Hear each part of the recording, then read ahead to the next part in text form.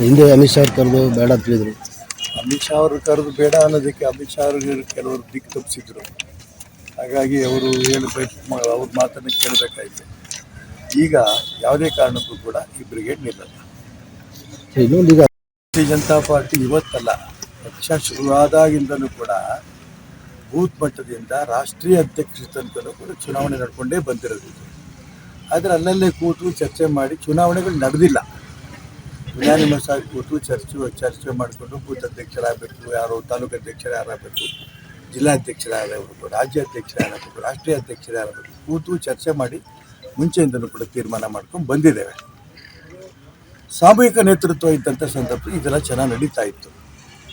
ಈಗಲೂ ಹಾಗೆ ಆಗ್ಬೋದು ಅಂತ ನನಗೆ ನಂಬಿಕೆ ಇದೆ. ನೋಡೋಣ, ಚುನಾವಣೆ ಆಗಲಿಕ್ಕಿಲ್ಲ ಅನ್ನೋಂಥ ನಂಬಿಕೆ ಇದೆ. ನೋಡೋಣ, ಚುನಾವಣೆ ಪ್ರಕ್ರಿಯೆ ಆರಂಭ ಆಗಿದೆ.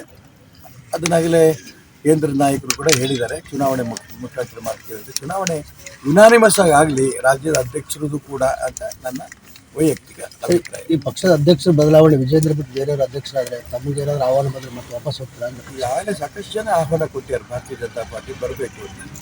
ನಾನು ಯಾವ ವಿಚಾರ ತಗೊಂಡು ಸಿದ್ಧಾಂತ ತಗೊಂಡು ನಾನು ಚುನಾವಣೆ ಸ್ಪರ್ಧೆ ಮಾಡಿದ್ನೋ ಅದು ಶುದ್ಧೀಕರಣ ಪಕ್ಷದಲ್ಲಿ ಆದರೆ ನಾನು ಆ ಸಂದರ್ಭ ಹೋಗ್ತೀನಿ.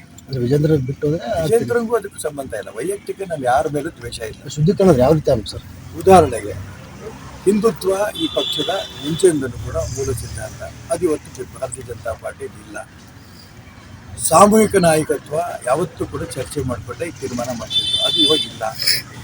ಹೊಂದಾಣಿಕೆ ರಾಜಕಾರಣ ಇವತ್ತು ಪಕ್ಷ ನಡೀತಾ ಇದೆ, ಇದು ಆಗ್ಕೂಡ್ದು.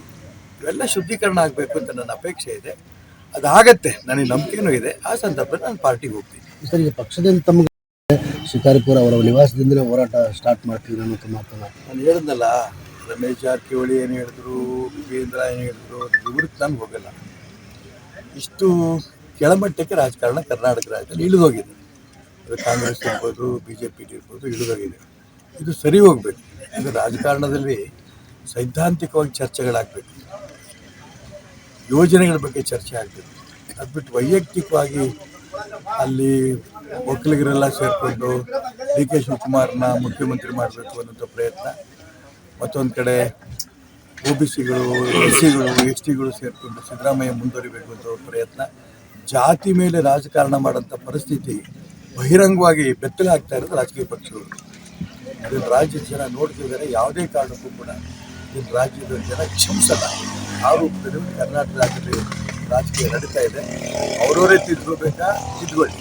ಇಲ್ಲ ಕೇಂದ್ರದ ನಾಯಕರು ಗಮನಿಸಿ ಅದಕ್ಕೆ ಸರಿಯಾದ ಬುದ್ಧಿಪಾಠವನ್ನು ಕಲಿಸ್ಬೇಕು. ಸರಿ, BJPಯಲ್ಲಿ ಚುನಾವಣೆ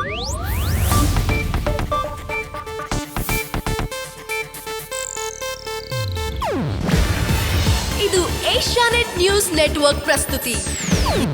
ನೀವು ನೋಡ್ತಿದ್ದೀರಾ ಏಷ್ಯಾನೆಟ್ ಸುವರ್ಣ ನ್ಯೂಸ್.